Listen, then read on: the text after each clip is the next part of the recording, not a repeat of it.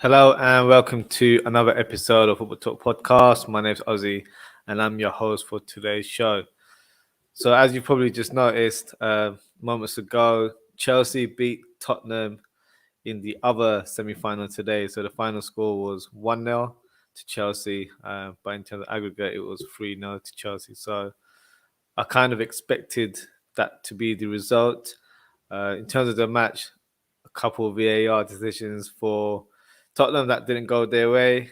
A goal also ruled offside, which was quite debatable. I thought it was just about onside, but it just wasn't Tottenham's day, unfortunately for them. But in terms of the second semi-final tie, that's why we're here. So Liverpool versus Arsenal. So obviously, in terms of being in a semi-final in a competition, it's a proud moment for both teams.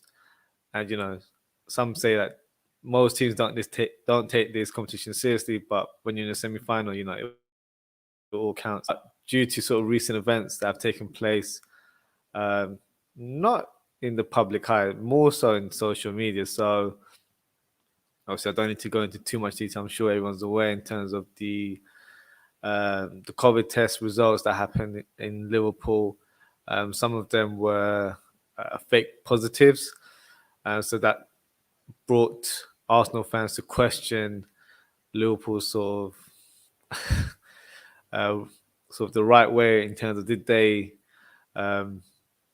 forge the test of the the COVID ones that took place at our training center. A lot of rubbish. I just think fans are just trying to nitpick in terms of starting an argument, especially as Arsenal fans had a great performance against Man City. So they were really excited and ready to go in terms of the original date for the first leg of the semi-final. And Liverpool just weren't able to present a team. The EFL, the Premier League, the FA, they all have different rules when it comes to anything related to COVID. So I believe we had all of our goalkeepers wiped out. So we weren't able to field any goalkeepers whatsoever, and there were a lot of cases within our camp as well. So in terms of all this fake positive results, it's probably one of those things where it's, to some, might seem impossible in terms of how it happened. But I was reading an article earlier today that the rugby team Bath, they had 21 fake positives as well. So it's not just a one-off incident. It can happen, I guess. So, but back to the football itself, I believe the sort of back and forth with Liverpool fans and Arsenal fans on social media has definitely added a spice to this encounter. Probably didn't need it, but it certainly has with regards to this fixture. So what I'll do, I'll go through the team news for both teams. It's still a bit not quite clear in terms of which players are available, but I'll try and give an update in terms of what I've read so far. So in terms of Liverpool, Trent Alexander-Arnold and Alisson have been training back to normal. So they've been training earlier today.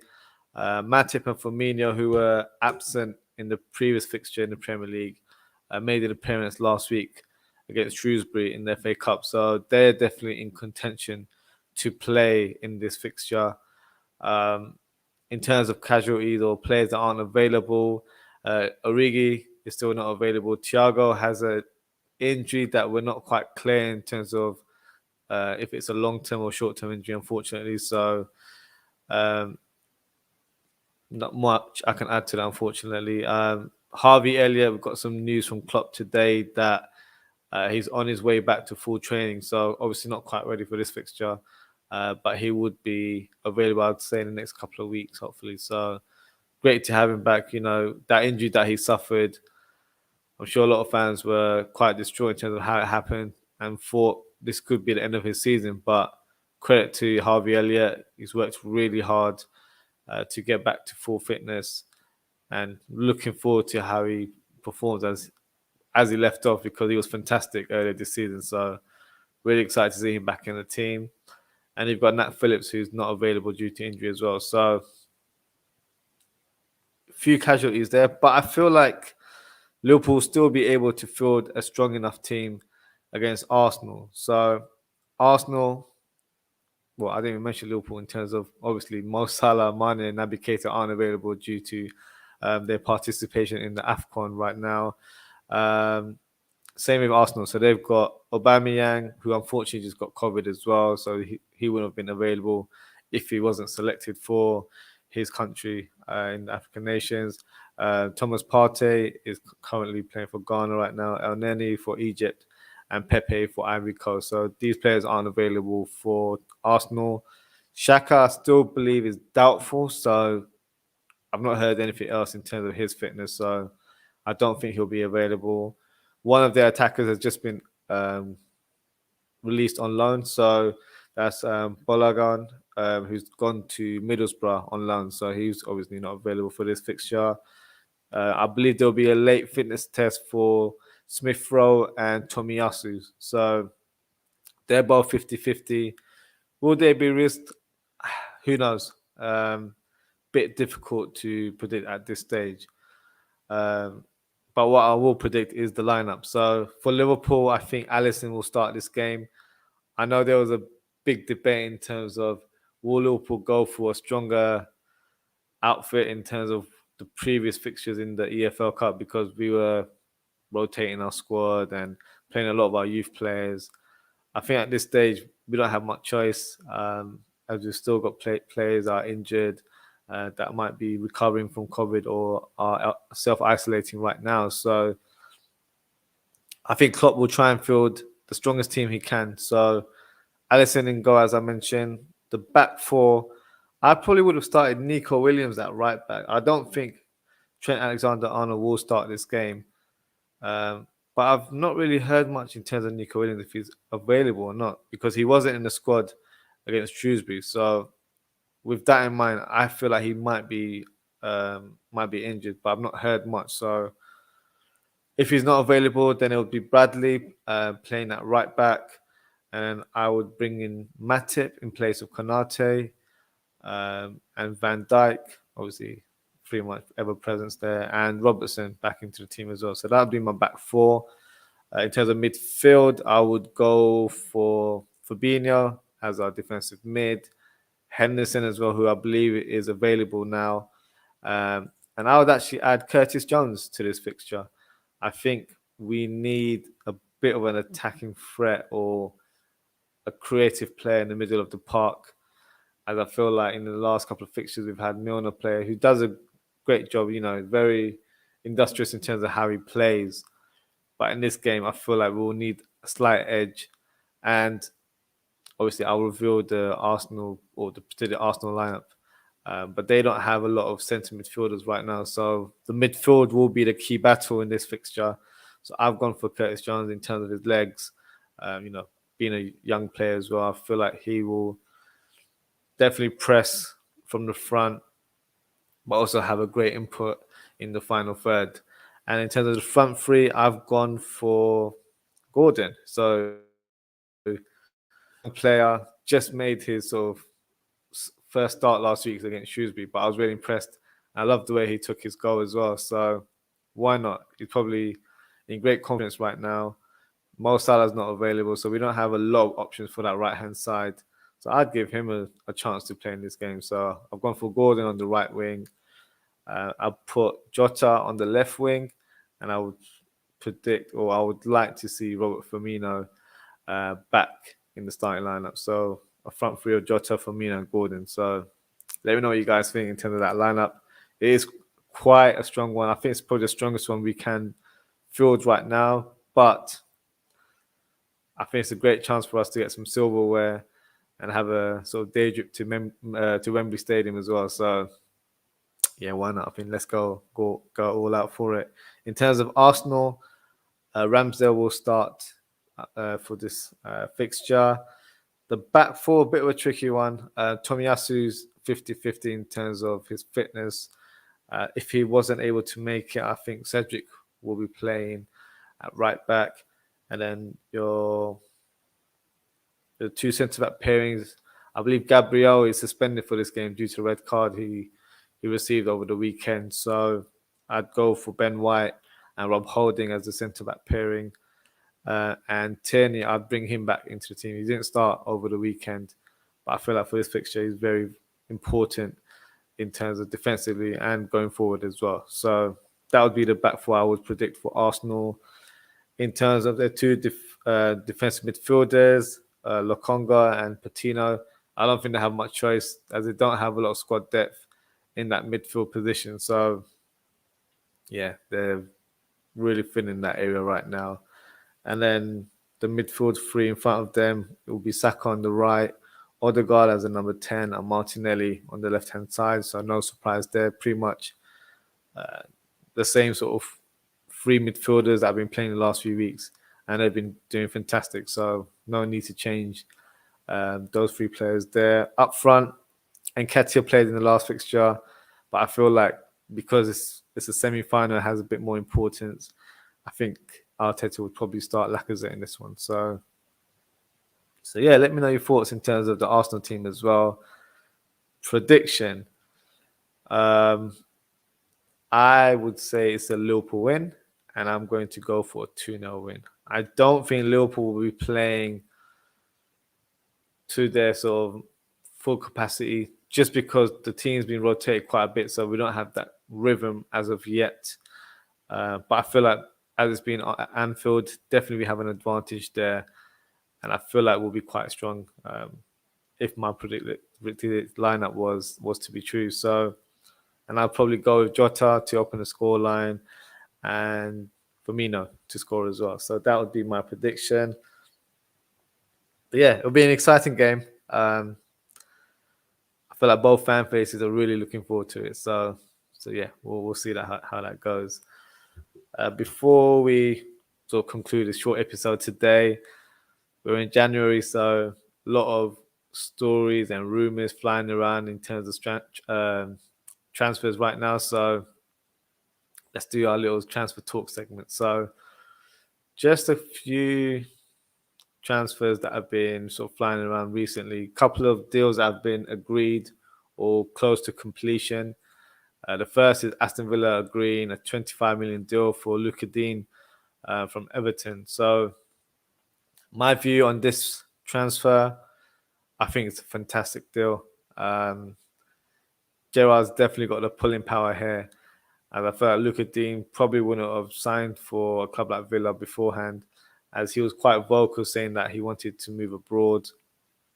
Newcastle were also one of the interested teams, but I think because that's a very long-term project and there's no guarantee in terms of their Premier League status at the end of the season, it was too much of a risk for him to even take that move. But I think a move to Villa and playing for a legend like Steven Gerrard, I think there's rumours before he joined Everton that he was a Liverpool fan, as he's got "Never Walk Alone" tatted on his chest. Apparently, he was a big Liverpool fan growing up as well. So I'm sure if that is true, then I'm sure Steven Gerrard was one of his favorite players growing up in terms of that era. So yeah, fantastic move in terms of his playing ability. I know they've got Target there, who's been fantastic this season, to be fair. But Luka Dean will add a different level of quality, very consistent. Um, Apart from Trent Alexander-Arnold, he had a high assist last season. So a player with great ability, great crossing ability, and I feel like he would definitely improve the team defensively as well as going forward. So their back four on paper would be Luka Dean. You've got Mings, Konsa, and Cash on the right-hand side. For me, that's a solid back four. And you've got two fullbacks with great technical ability in terms of their crossing. So good recruitment, in my opinion. Really impressed with Gerrard's business so far. Obviously, Coutinho's in the bag. He was presented to the media today. And Luka Dean's almost complete as well. So great deal. Great bit of business for Aston Villa there. The next one, Newcastle. So I don't know if it's official right now, but I believe he was rumored to have a medical today, but it's pretty much close to completion. So let's just say for our sakes that they are set to sign Chris Wood from Burnley for 20 million or 25 million. It's not been It's not been stated in terms of fee, but I think that is the ball mark right now. What do I think of this move? If I'm honest, I know Chris Wood is a player with Premiership experience, and that's quite important for Newcastle at this stage, but he wouldn't have been the type of striker or a striker on my list, if I'm honest with you.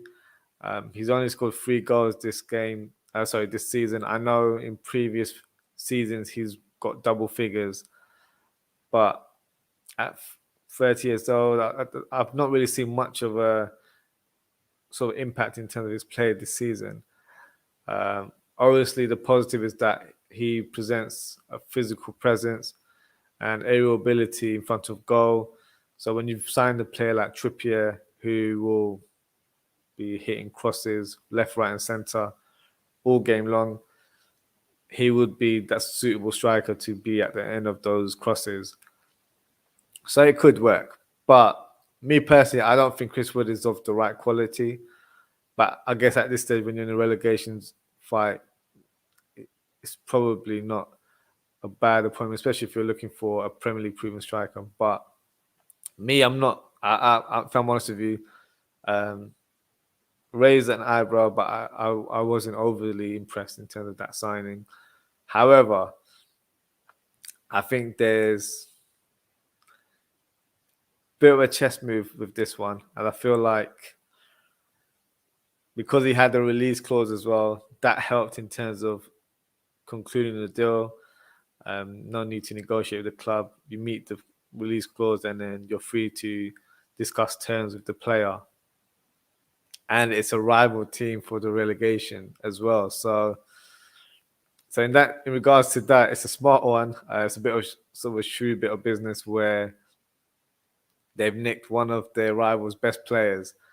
Whether it's a success or not, it puts Burnley at a disadvantage because they may have 20 million in the bank, but at this stage of the season, it's very hard to attain top quality players. So who would they go for? I read just before I came online that Origi might go to Burnley, but I don't think that's the right fit in my opinion. So yeah, let me know your thoughts in terms of Newcastle and Burnley, in terms of who they should sign going forward. But with this deal, it might work. I might be wrong. Like to be proven wrong sometimes. But yeah, I just don't think it'll be a success. I don't think it'll be enough as well, actually. I do feel like they need to recruit another striker, maybe even two. Two is probably asking a bit too much, but definitely another striker should be on the cards there. Another move is El Ghazi to Everton on loan. So I think after the Luka Dean deal, they'll probably have some sort of space financially to acquire another player into their squad. El Ghazi is a very impressive player. Unfortunately, has been limited in terms of game time due to the acquisition of Buendia in the summer. And now with Coutinho as well, definitely limits his playing time there. So I think it would be a good move for him just to get some regular football. And then in the summer, he can kind of review his options if he'd like to get a permanent move there or maybe move up to another Premier League club or maybe abroad. Who knows? But for Rafa Benitez, I think he'd be a good signing. He'd definitely add a sort of good experience. He's been playing in the Premier League for a couple of years with Aston Villa. But in terms of his style of play, very direct, can play on the left, can play on the right, good shooting ability, and can score goals as well. So for me, definitely worth having in the team. Now, a bit of a surprise one. Gini Wijnaldum linked to a move to the Premier League. So the clubs in question are Arsenal and Newcastle. So obviously he's a former Newcastle player. So some say he's got unfinished business there. Would he want to go to Newcastle at this stage of his career? I just don't see it happening. Going from Liverpool to PSG and then back to Newcastle where he could possibly get relegated again, as he did previously in his first spell there. I don't think it's an appealing prospect for him. Arsenal is a bit of an interesting one. but I don't think he'll move right now. I think because he's not playing as much as he would like, I think the media are sort of just speculating right now in terms of, he might possibly be frustrated with his lack of first team football. But I feel like he'll ride it out until end of the season. And maybe in the summer he'll review his options there. But I don't see him joining a Premier League club this window, if I'm honest with you. And just before we wrap up, one more. Vlahovic to Arsenal. So pretty much one of the top strikers out there in Europe in terms of form right now. I think he's equaled Mo Salah's tally of scoring 16 goals in the league. So pretty much sought out right now in terms of attracting a lot of interest across Europe. Arsenal. So I think Arsenal are really pursuing to try and sign him this window. I think Fiorentina are asking reportedly for a fee of between 50 to 60 million, which is about right, if I'm honest with you, for Vlahovic. He's still quite young. I believe he's 22 and has a lot to his game. He's a serial finisher in front of the box.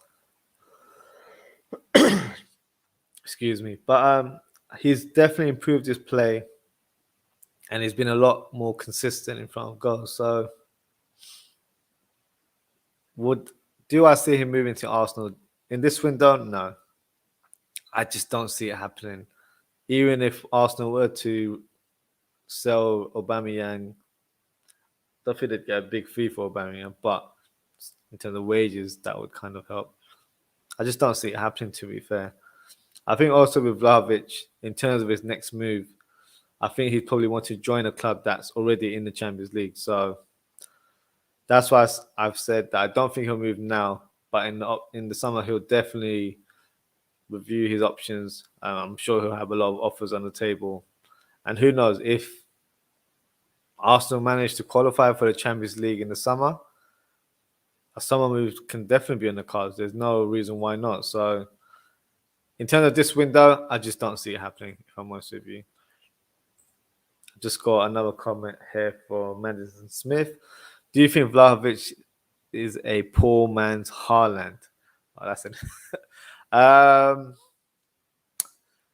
think it's a bit harsh to call him a poor man's Haaland, but in terms of style of play, there are similarities. Both sort of big lads with huge presence. They don't look the quickest, but they're really quick off the ball and on the ball. Both left-footed, serial finishes in the box. I think because Haaland has been hitting the heights for a number of years, despite his young age, and doing it in the Champions League as well. I think obviously he's got more of a reputation right now. Vlahovic, he's only been doing it in Serie A, so he hasn't got that reputation in Europe as of yet. But no, I think that's a bit harsh to call him a poor man's Haaland. But I've read interview comments from Vlahovic where he says that he looks to Haaland's game to kind of emulate it, as well as he believes he has similar capabilities in terms of how he plays as well. So no, a bit harsh to call him a poor man's Haaland, but if he gets that big move in the summer, we might be talking Vlahovic versus Haaland. So who knows in terms of what the future holds regarding his future. That wraps us for today. So thank you for tuning in. If you're new to the channel, please don't forget to like, comment, subscribe, all that good stuff. Don't forget to hit the notification bell, as you'll be notified of new content coming up in the next coming weeks. Next episode, so if you're on Instagram, make sure to follow me at ozzie.ftp. I have a live show that I do every Monday at 10 p.m. So it's no agenda on this show. It's literally I'll come on and speak about sort of all the latest news or sort of breaking news regarding transfers, for example, or anything that's happened during the week. I'll discuss that, but also give you guys the platform as well to come on and have your say. So whether it's through sending comments to me on the live stream or sending me a DM, That's all good. It's your show, so fire any questions away, spark some debates. Make it interesting. So yeah, please make sure to tune in if you're on Instagram. But in terms of my normal scheduled shows, I will do one next Wednesday on the 19th of January at 10 p.m. So I will do sort of a similar one today, a match preview of Liverpool versus Arsenal, but the second leg. And I might possibly do preview to the Premier League fixtures next weekend, or I'll do a show on the next day, but I'll confirm that on the next episode. So stay tuned and also follow my social media to keep up to date with any new content coming up. So yes, thank you for tuning in. Stay safe, take care of yourself, and hope to see you soon. Bye.